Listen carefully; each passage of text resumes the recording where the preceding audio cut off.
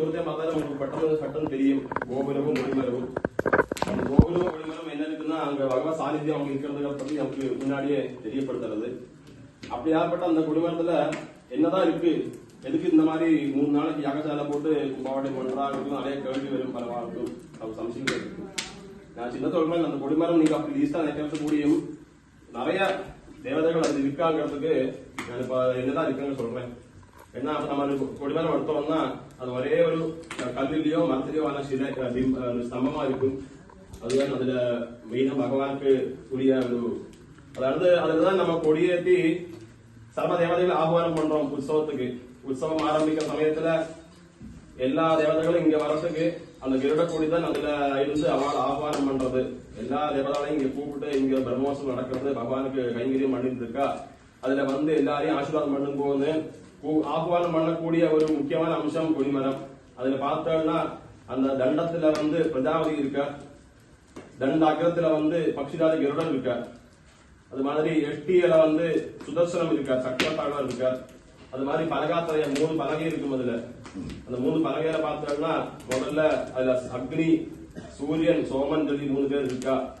அதுல அந்த கயர் போடக்கூடிய வளையம் ஆயாச வளையம் சொல்லுவா. அந்த ஆயாச வளையத்துல பார்த்தோம்னா வாசுகி இருக்கா.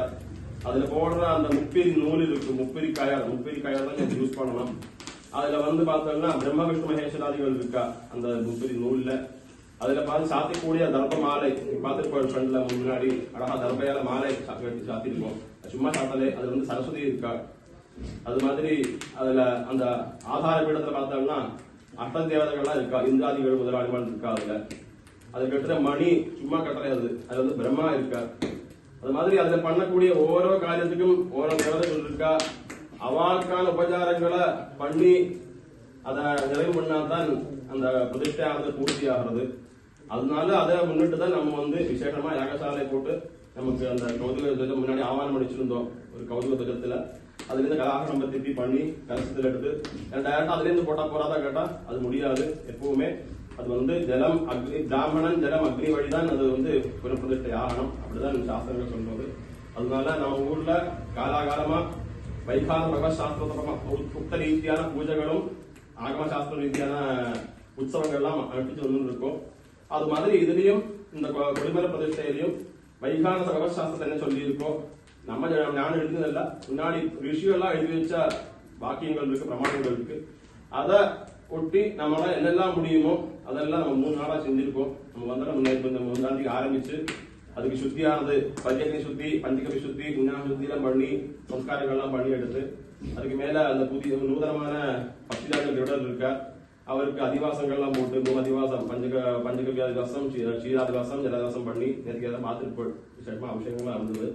அதை முடிச்சு அவருக்கு நேத்ரோன் மீது கண் திறந்து அது தர்சன திரவியங்கள்லாம் காமிச்சு அவருக்கு ரக்ஷாவந்தனம் பண்ணி அது மேல அங்க வந்து ஹௌத்திரம் பண்ணி சர்வ தேவதைகள் ஆஹ்வானம் பண்ணி இந்த ரோசம்பத்துக்கு உண்டான தேவதைகள் எல்லாம் ஆஹ்வானம் பண்ணி அந்த தீர்த்தத்துல ஆவாகனம் பண்ணி ஜலத்துல ஆவாகனம் பண்ணி அதுல அவளுக்கு துஷ்டாகார சுவாகாரம் பண்ணி பிரதான ஹோமம், மூர்த்தி ஹோமங்கள்லாம் பண்ணி இப்ப பூர்ணாவதி பண்ணி அந்த சைதன்யத்தை அந்த கலசத்துல நினைச்சு இப்போ நம்ம வந்து பிரதிஷ்டைக்கு ரெடியா இருக்கோம். இந்த சமயத்துல எல்லாருக்கும் அந்த பகவான் மத்தாதி பெருமாள் எல்லா ஐஸ்வர்யம் தந்துண்டு இப்ப நம்ம என்ன சொல்ல வந்ததுன்னா, இந்த நீங்கள் ஒரு ഏറ്റവും ஒரு லீஸ்டா நினைக்கக்கூடிய உத்தஸ்தம்பத்துக்கு இவ்வளவு பெருமை இருக்கு, இவ்வளவு தேவதைகள் இருக்கான்னா அந்த மூலவர் பரதராஜட்ட எவ்வளவு தேவதைகள் இருப்பா, அவருக்கு எப்படி கும்பாவட்டம் பண்ணணும்னு உங்களால நினைச்சு பார்க்கறதுக்குள்ளதான் உள்ளது. இப்போ அது கூடிய சந்தர்ப்பம் வந்துட்டு இருக்கு. ஏப்ரல் 30க்கு நம்மோடு மகா சந்தோஷம் இருக்கு. அதுக்கும் எல்லாரும் இது மாதிரி வந்திருந்து எல்லா தனதானியங்களும் தந்து எல்லா சகாயங்களும் செய்து வந்து அப்போ அத்தனை தேவதைகள் இங்க இருப்பா.